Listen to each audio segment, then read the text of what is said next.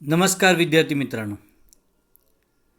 श्री नेमिनाथ जैन ब्रह्मचर्याश्रम संचलित श्रीमान P.D. सुराणा कला वाणिज्य आणि विज्ञान कनिष्ठ महाविद्यालय नेमिनगर चांदवड नाशिक. मी प्राध्यापक बागुल भिडी आपणा सर्वांचे अतिशय अंतःकरणापासून मी सहर्ष स्वागत करतो.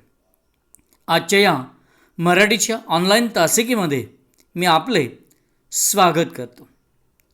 विद्यार्थी मित्रांनो, गेल्या काही भागांपासून आपण रेशीमबंध डॉक्टर यू म पठाण यांचा पाठ आपण अभ्यासत होतो. 2 भाग याचे आपण अभ्यासलेले आहेत. त्या 2 भागांमध्ये जी माहिती आलेली होती ती सगळी माहिती आपण सविस्तर घेतलेली होती आणि आज आपल्याला या पाठाचा शेवटचा भाग जो आहे तो सगळा शेवटचा भाग आपल्याला अभ्यासावयाचा आहे.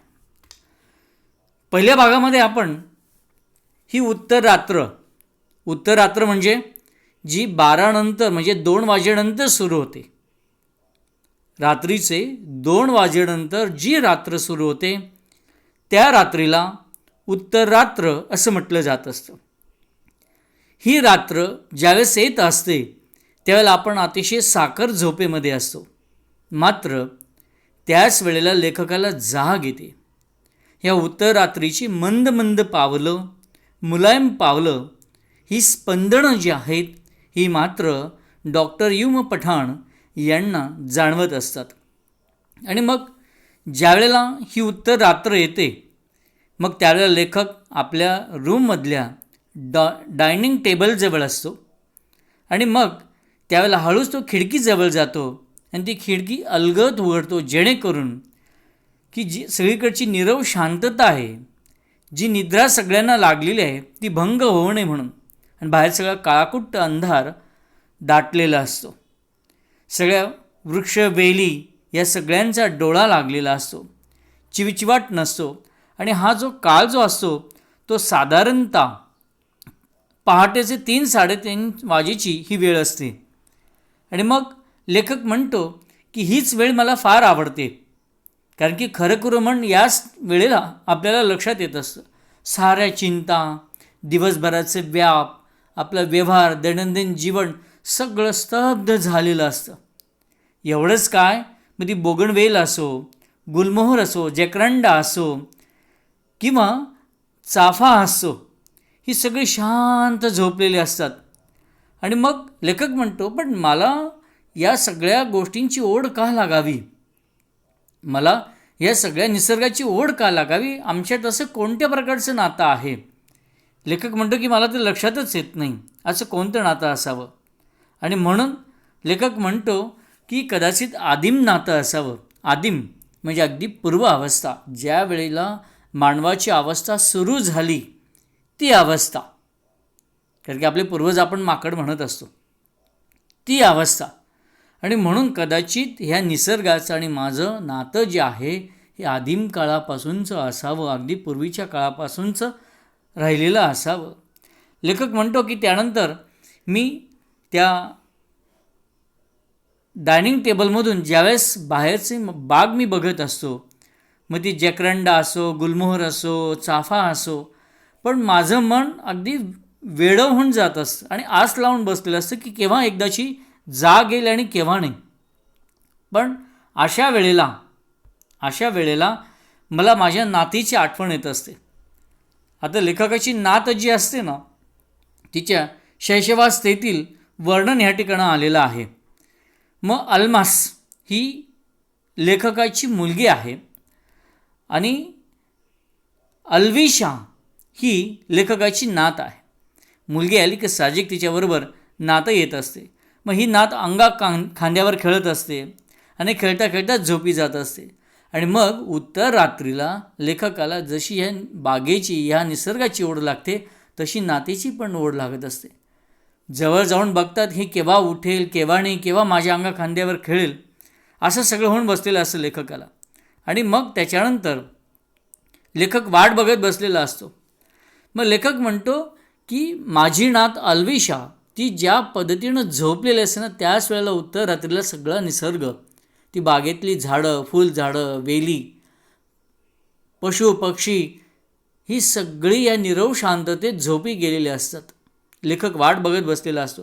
पण लेखक म्हणतो की ही नात आणि हा निसर्ग यामध्ये पण मला एक प्रकारचं आदिमत्व मला दिसतं. म्हणजे मलासुद्धा यामध्ये एक कुठला तरी ऋणानुबंधच, एक रेशीमबंधच मला आढळून येत असतो. मग सकाळ जेव्हा होत असते त्यावेळेस चहाचा पहिला घोट घेतल्यानंतर काय लिहावं असा लेखक विचार करत बसलेला असतो. आणि मग त्यावेळेला कदाचित लेखकाने असा विचार मांडलेला आहे, मग जकरंडा असो, चाफा असो, गुलमोहर असो, ही फुलं एकमेकांमध्ये कुजबुजत असतील. मग ही काय कुजबुजत असतील बरे? तर ती कुजबुजत असतील की पहाट केव्हा होईल. पण लेखक म्हणतो की पहाटच इथे वाट बघत असते आणि ती विचारत असते यांना की मी केव्हा तुमच्याकडे येऊ, तुम्हाला केव्हा भेटायला येऊ. म्हणजे हा निसर्ग वाट बघत असतो पहाटेची, आणि पहाट निसर्गाची वाट बघत असते, ह्या पशुपक्षींची, झाडांची वाट बघत असतो. यांचा जो सोहळा आहे तो लोभसवाणा आहे, नाजूक आहे, तरल आहे, अतिशय आवडीनं असणं तसं आहे. आणि विशेष म्हणजे त्यातली नजाकत जी आहे ना ती सुद्धा आपल्याला जाणवत असते. सुबकता, नजाकत म्हणजे सुबकता, ते आपल्याला जाणवत असते. म्हणून हा क्षण नुसता पाहण्याजोगा नाही आहे, तर हा क्षण आहे, डॉक्टर युम पठाण म्हणतात की हा क्षण अनुभवण्याजोगा आहे. हा आल्हाद व्यक्त करण्यासाठी जणू आमच्या बागेतील जकरांडा, गुलमोहर, पाखरं कुजबुजत असतात. तो चिवचिवाट हळूहळू वाढायला लागतो. जसा वाढत जात असो तर लेखक म्हणतो की जणू काही एक उत्सवच त्या बागेमध्ये नांदायला लागला असतो. किती छान कल्पना केली की नाही. म्हणजे ते पानं, फुलं ती हवेमध्ये हलायला लागत असतात, तरंगत असतात, त्याच्यानंतर डोलत असतात. पक्ष्यांचा चिवचिवाट वाढायला लागलेला असतो, पानांची सळसळाट वाढायला लागलेली असते. म्हणजे याला तेवढे उत्सव म्हटलेलं आहे. अशा कल्पना फक्त अशा साहित्यिक लोकांच्या डोक्यामध्येच येऊ शकतात. जणू काही एक हर्षोल्लासाची एक अनावर भरतीच त्या ठिकाणी येऊन गेलेली असतात. आणि ही सगळी झाडं जी असतात म्हणजे ते एकमेकांशी गप्पा मारत असतात. पण हे सगळं जरी असलं ना, पण हा आनंद हा पहाटेलाच असतो आणि तो ओसंडून वाहत असतो. याची जाणीव लेखकाला उत्तर रात्रीला आणि पहाटेला व्हायला लागलेली असते. मित्रांनो, आपण इथपर्यंतचा भाग सगळा आपण अभ्यासलेला होता. पुढे आता आपण बघूया. आता दार उघडून मी हलकेच बागेत येतो. पहाटेच्या किरणांनी मोगरा न्हाऊन निघालेला असतो. सायलीच्या इवल्या इवल्या पानातून एक वेगळीच हिरवाई वाहू लागते. गुलमोहराजवळ जावं तर त्यानं स्वागतासाठी केशरी सडा शिंपून ठेवलेला असतो. जकरंडाची निळी जांभळी फुलं रक्तचंदणी चापाशी बिलगून गप्पा गोष्टी करत असतात. चाफ्याजवळ जावं तर त्यांच्या फुलांचा एक वेगळाच मंद मंद गंध येत असतो. पण तो निशिगंधासारखा मात्र नसतो. निशिगंध म्हणजे निशिगंधच. आता या ठिकाणी निशिगंध म्हणजे निशिगंधच हा अनन्वय अलंकार आहे. म्हणजे उपमेयाची तुलना उपमेयाशीच केली जाते. त्याची सर इतर कुणाला येणार नाही. पण निशिगंधाच्या पलीकडे मोगऱ्याची बहरलेली फुलं पाहिली की त्यांच्या सुगंधाचा मोह देखील आवरत नाही. या वेगळ्या सुगंधाचं आणि माझं काही आदिम नातं तर नाही, याची इतकी अनावर ओढ माझ्या मनाला का बरं लागून राहते. लेखकानं आता पहाटेचं वर्णन करायला सुरुवात केलेली आहे. मग लेखक म्हणतो की मी ज्यावेळेस दार उघडतो, आता अगोदर खोलीमध्ये होते लेखक, आता बाहेर आलेले आहेत. त्यात दार उघडतात आणि बाहेर येतात. आणि ज्यावेळेस ते बागेमध्ये येतात ना, तर पाहतात तर काय सगळं चित्र कसं असतं.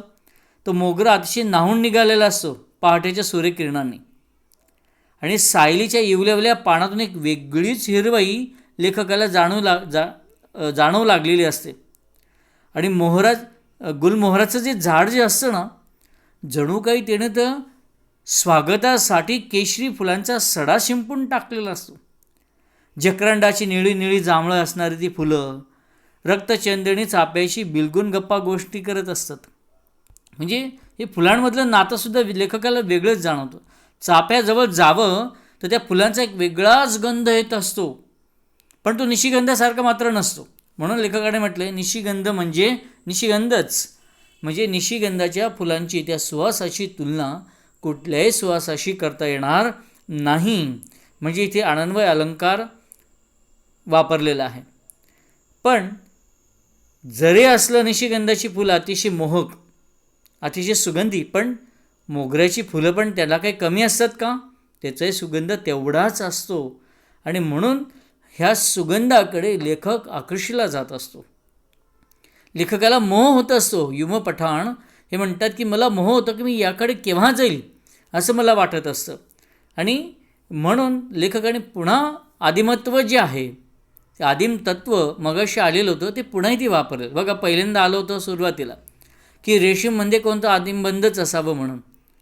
नंतर दुसरं आदिमत्व कुठे वापरलेलं आहे की नाथ, म्हणजे आजोबांसारखे ज्यावेळेस विचार करत असतात तर त्यावेळेला ती नात जी असते अल्विशा, तिची शैशव अवस्था आणि त्या बागेतील सगळे पशु पक्षी फुलांची अवस्था ही सारखीच आहे. दोघांची ओढ लेखकाला लागते, नातीची लागते आणि बागेची लागते, त्या फुलझाडांची लागत असते.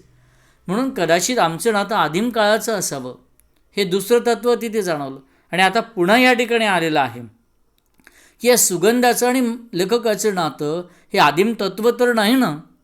म्हणजे याचा अर्थ की ही सुवासिक अशी फुलं, या फुलांमधून दरवळणारा तो सुगंध, तो परिमळ कदाचित याचं आणि लेखकाचं डॉक्टर युम पठाण म्हणतात की माझं नातं हे आदिम काळापासून तर नसावं ना, असा एक विचार त्यांच्या मनामध्ये येऊन जातो. कारण की जी अनिवार्य ओढ लागत असते त्या ओढीतून लेखकाच्या मनापुढे हा विचार येऊन लागत असतो. प्रकाश पसरू लागतो, तशी सकाळ होऊ लागते आणि मग दिसतं की वाफे तर कोरडेच आहेत. बागेतल्या नळाला रबरी पाईप लावून मी वाफेंमध्ये पाणी घालू लागतो, कुंड्यांमध्ये पाईप लावू लागतो. चाफ्याच्या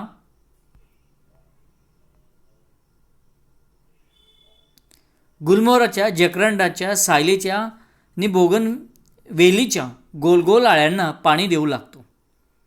पाण्याच्या थेंबांचा स्पर्श झाल्यावर पानं कशी तरारतात हे अनोखं दृश्य खरोखरीच अनुभवण्याजोगं असतं. आदल्या दिवशी मोगऱ्याला पाणी घालण्याचं चुकून राहून गेलं तो कसा रुसून बसतो, कोमेजू लागतो आणि पाण्याच्या शिडकावत झाला की दुसऱ्या दिवशी पहाटेच गोंडस कळ्यांच्या रूपानं आपल्याकडे पण खुदू खुदू हसू लागतो. अबोला सोडून तो सुगंधाची पखरण करू लागतो. आणि मग जाणवू लागतं की इवली इवली झाडं वेली देखील किती भावूक असतात. कधीमधी थोडीफार रुसली फुगली तरी आपण त्यांची थोडीशी वास्तुपस्त करणे म्हणजे काय, चौकशी करणं. मायानं त्यांच्यावरून हात फिरवला की त्यांचा तहानलेला जीव शांत केला की ती देखील ही गोंडस फुलं देऊन आपल्याला केवढा विरंगुळा, केवढा तजेला देऊन जातात. लेखक थोडेसे भावुकच आहेत. लेखक म्हणतो की ज्यावेळेस आता लेखक बाहेर आलेले आहेत, बागेमध्ये आहेत, आणि बागेमध्ये असताना ज्यावेळेस आता बागेमध्ये आता ते फिरत आहेत, त्या झाडांशी खेळत आहेत, त्यांच्यावर मायानं हात फिरवत आहेत.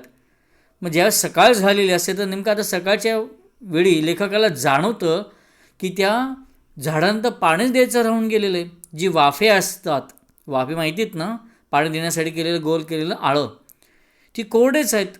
मग लेखक काय करतो, जसं आपण करतो ना त्याच पद्धतीनं जी नळी असेल ती नळी आणतो, पाणी मारण्याची नळी, ती नळी लावतो आणि मग पाणी टाकू लागतो. आणि कुंड्यांमध्ये मग सगळं पाणी टाकलं जात असतं. मग त्यावेळेला मग गुलमोहर असेल, जकरंडा असेल, सायली असेल, बोगनवेल असेल, या सगळ्या झाडांना गोल गोल अशी आळी केली जातात आणि तिथे मग पाणी टाकलं जातं. ज्यावेळेस पाणी टाकलं जातं ना, तर बघा त्या सगळ्या झाडांमध्ये जेव्हा पाण्याचा जेव्हा स्पर्श होतो त्या सगळी अशी तरारायला लागतात. एक अनोखं दृश्य, तो अनुभवच वेगळा असतो. जसं लेखकाला अजून एक त्यामध्ये एक झाडं माणसासारखे म्हणजे चेतना गुणोक्ती जसं म्हणतो ना आपण अलंकार, त्याचा उपयोग ह्या ठिकाणी लेखकानं करून घेतलेला आहे. जसं समेवर येणं इथे ह्या वाक्प्रचारामध्ये केलेला होता, म्हणजे शांत एकरूप होणं. तसं इथे पण आता बघायला मिळतो. म्हणजे निर्जीव वस्तूसुद्धा सजीवासारखी वाटायला लागते आपल्याला.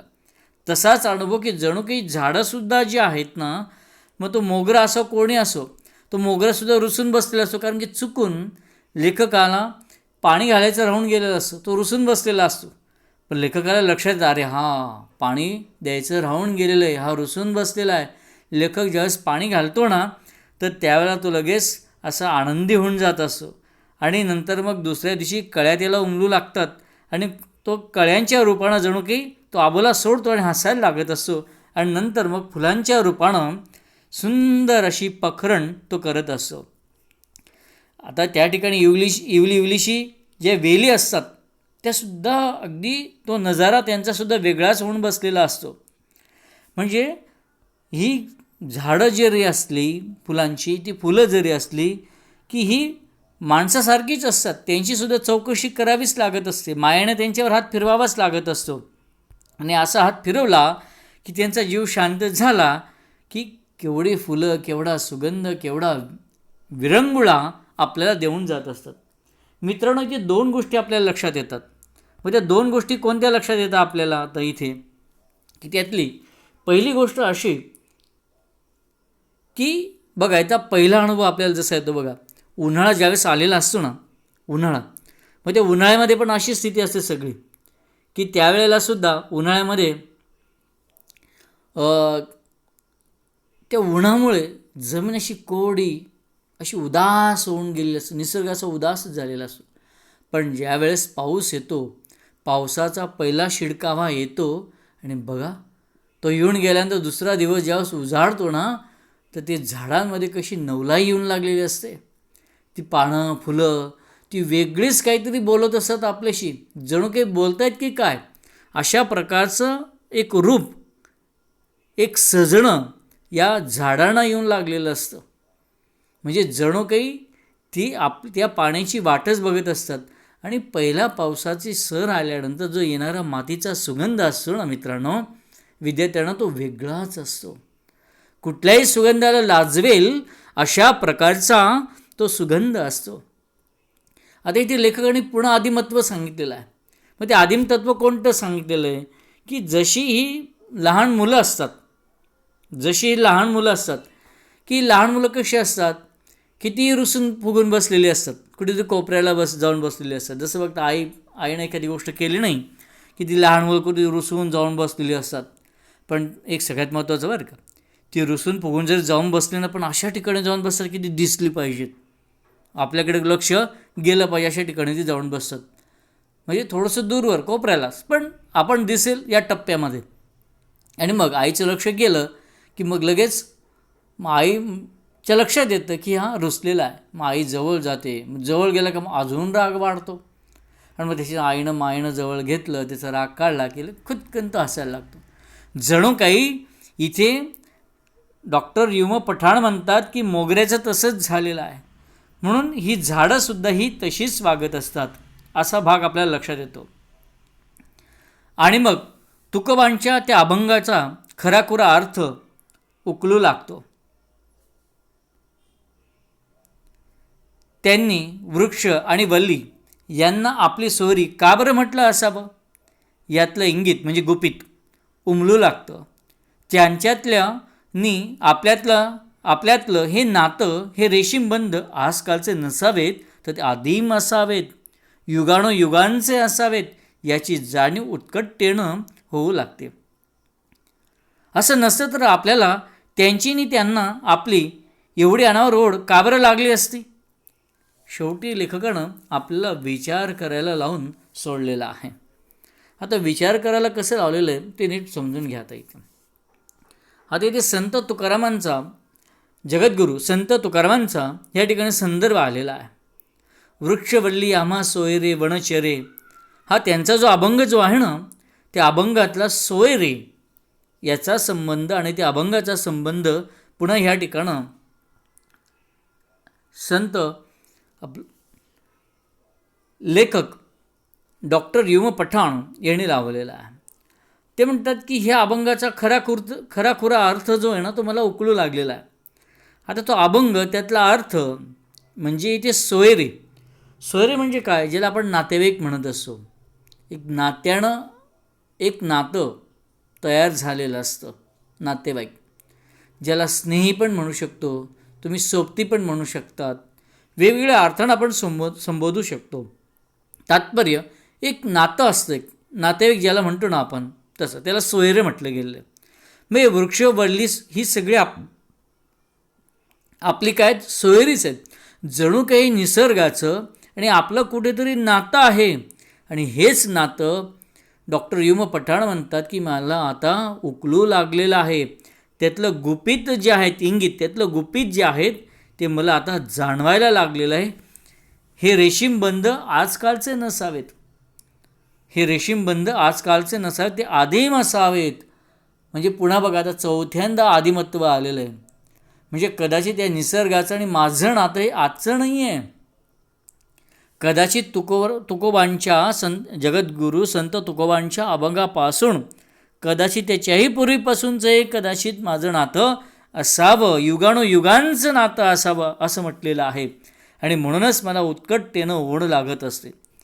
का तर त्याने सांगितलेलं आहे की तर आपल्याला त्याची आणि त्यांना आपली अशी अनिवार्य ओढ का बरं लागली असती. ही ओढ एकमेकांना का लागते, साधी गोष्ट. आता तुम्हाला एक उदाहरण जर द्यायचं म्हटलं ना, एक सुंदर उदाहरण देतो बघा. खेड्यामध्ये आपल्या घरासमोर गाई बांधण्यासाठी, जनावरं बांधण्यासाठी एक छोटंसं जागा केलेली असते बघा. पत्र्याचं शेड असेल, काही झाप असेल वगैरे काहीतरी असं. आणि त्या ठिकाणी ती गाय वगैरे बांधलेली असते. पण दुर्दैवानं त्या घरातलं एखाद्या व्यक्तीचं निधन जर झालं ना, तर त्यावेळेला काय होतं, सगळे लोक येतात, तो अंत्यविधीचा तो सोहळा असतो. पण ज्यावेळेला हे सगळं होऊन गेल्यानंतर त्या जनावराकडे तुम्ही नीट बघा, त्या जनावराच्या डोळ्यामध्ये सुद्धा अश्रू असतात. तिथली जी झाडं असतात त्याची निरागस होऊन बसलेली तुम्हाला दिसत असतात. टाकलेला चारासुद्धा खात नाही. म्हणजे ह्या निसर्गाचं आणि आपलं कुठेतरी नातं आहे. घराजवळ काही पशुपक्षी असतील ते सुद्धा खायला येत नाही. काही जो चिवचिवाट असतो झाडांवरचा तो कमी झालेला असतो. दाणे टाका ते खायला येत नाही पक्षी. त्यांनासुद्धा ह्या सगळ्या गोष्टी, सुखदुःखाच्या भावभावनांचा सगळ्या गोष्टी त्यांनासुद्धा कळत असतात, लक्षात येत असतात. एक आदिमत्व असतं, एक नातं आहे. युगानुयुगांचं चालत आलेलं हे काय, एक नातं आहे. आता ही सगळी जी गोष्ट आहे ना, ही थोडीशी नीट अजून पुन्हा समजून घ्या. हे आदिमत्व काय आहे, हे आदिमत्व काय आहे. आता हे आदिमत्व थोडंसं नीट समजून घ्या. आता इथे सोयरे काय म्हटलं गेलं, सोयरे या शब्दाचा अर्थ जो आहे ना, तर स्नेही, सोबती असा होतो. तुकारामांनी वृक्षवल्लींना आपले स्नेही संबोधलेलं आहे. वृक्षराजी हेच मानवाचे खरे स्नेह आहेत असा विचार या ठिकाणी मांडलेला आहे. वृक्षवल्ली हा असा मित्र आहे जो कोणत्याही फळाची अपेक्षा करत नाही. स्वार्थी भावना त्याच्यात नसतेच. सुरुवातीपासून तर आत्तापर्यंत तो माणसाचा मित्र होऊन त्याला निरपक्ष भावनेनेच देत आलेला आहे. तो मित्राप्रमाणे माणसाचा ताण, तणाव, राग, वाईट विचार सारं काही दूर करतो. खऱ्या एखाद्या मित्राप्रमाणे, सोबतीप्रमाणे तो मानवाला कधीही दुःख देत नाही. उलट मानव त्याला दुःख देत असताना तरीसुद्धा तो मात्र आपल्या मित्रापासून मनापासून, आपल्या मित्रावर मनापासून प्रेम करत असतो, त्यांना जपत असतो. अन्न, वस्त्र, निवारा या मानवाच्या मूलभूत गरजा आपण ज्याला म्हणत असतो तो भागवत आलेला आहे. शिवाय आपला सुगंध, आपल्या फळांमधील माधुर्य, आपल्यातील प्राणवायू देखील तो आपल्या या मित्राला म्हणजे मानवाला देत आलेला आहे आणि सुखावत आलेला आहे. आपला प्रत्येक अंश तो मानवासाठी वापरतो. त्यामुळे सगळ्या परिस्थितीमध्ये आपल्याला मदत करणाऱ्या वृक्षवल्ली, तुकोबा म्हणतात, संत जगद्गुरू तुकोबा म्हणतात की आपल्याला मदत करणाऱ्या वृक्षवल्ली आपले कोण आहेत, हे सोयरेच आहेत, नातेवाईकच आहेत, असे संत तुकाराम या ठिकाणी म्हणतात.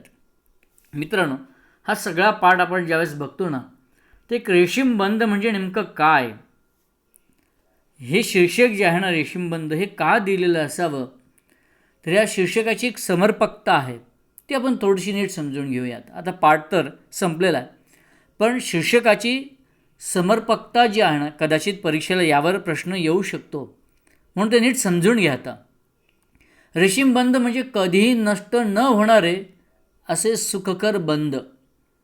प्रस्तुत जो पाठ आहे रेशीमबंध, या पाठामध्ये मानवातील हे बंध नसून ते लेखक आणि निसर्ग यांच्यातील आहे. मानवाची नाळ या निसर्गाशी जोडलेली आहे.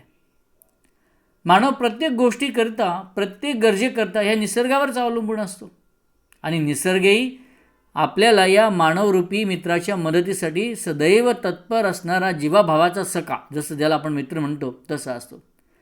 त्यामुळेच लेखकाला डॉक्टर यू पठाण यांना या निसर्गाची प्रचंड ओढ आहे. निसर्गातील प्रत्येक घटकामध्ये, मग ते झाड असो, फुलं असो, फळं असो, वेली असो, या सगळ्यांमध्ये लेखक अगदी एकरूप होऊन जाताना दिसत असतो.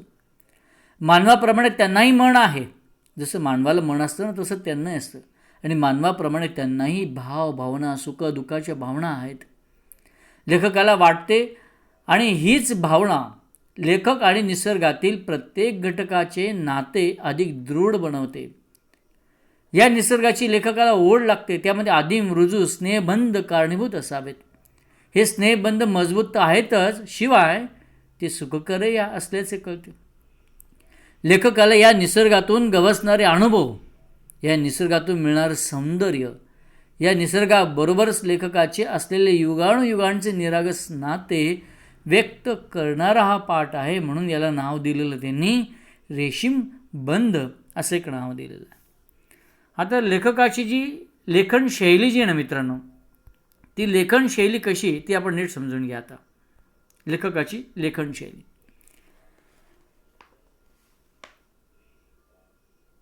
लालित्यपूर्ण भाषेत लिहिलेला हा पाठ आहे. डॉक्टर यू पठाण यांच्या लेखनात प्रसन्नता भरभरून वाहताना दिसते. तरलपणे लेखन केलेले म्हणजेच त्यांनी साकारलेलं जिवंत शब्दचित्रच आहे. निसर्गातील बघा तुम्ही अतिशय बारीक सारीक प्रत्येक गोष्ट आपल्या लेखणीमधून त्यांनी टिपलेली आहे. फ्लॅशबॅक म्हणजे सुरुवात करायची, पुन्हा मागे येण्याचं आणि पुन्हा आणायचं, या पद्धतीचा, या तंत्राचा अतिशय चांगल्या पद्धतीनं वापर केलेला आहे. म्हणजे तंत्र अतिशय चांगल्या पद्धतीनं वापरलेलं आहे. आपल्या नाती सोबतचे भावबंध प्रभावीपणे व्यक्त केलेले आहेत. गद्यपाठ पाठातही त्यांना अलंकाराची उत्तम योजना केलेली आहे. मी तुम्हाला अगोदर पण सांगितलं होतं बघा, निशिगंध म्हणजे निशिगंधच. इथे अनन्वय अलंकार म्हणजे उपमेय इतका अप्रतिम असतो की त्याची तुलनाच आपण करू शकत नाही. म्हणून उपमेयाची तुलना उपमेयाशीच करावी लागते, तेव्हा अनन्वय अलंकार होत असतो. तसंच अनेक ठिकाणी लेखकांनी निसर्गातील वेगवेगळ्या घटकांवर मानवी क्रियेचे आरोप केलेले आहेत. त्यामुळे हा पाठ अधिक जिवंत झाला आहे. चेतना गुणोक्ती अलंकाराचा उत्तम वापर या पाठामध्ये त्यांनी केला आहे. मन समेवर येणे या वाक्प्रचाराची रचना या पाठात उंची प्राप्त करून देते. लेखकांचे भाषिक कौशल्य त्यातून आपल्याला लक्षात येत असतं. मंद मंद, बिलगुन बिलगुन, येऊल येऊल हे शब्द आलेले आहेत ना, या शब्दातून अगदी भाषिक सौंदर्य आपल्याला जाणवत असतं. साखरजोग, गप्पा गोष्टी, सोयरी धारी हे असे काही सामासिक शब्दसुद्धा त्यांनी वापरलेले आहेत. म्हणूनच एक चांगल्या भाषेची मेजवानीच म्हणून आपल्याला या पाठाकडे आपल्याला बघता येतं. तर मित्रांनो, तर रेशीमबंध हा जो पाठ जो आहे, एक आदिम नातं लेखकाचं आणि निसर्गाचं हे आपल्याला ह्या ठिकाणी बघायला मिळतं.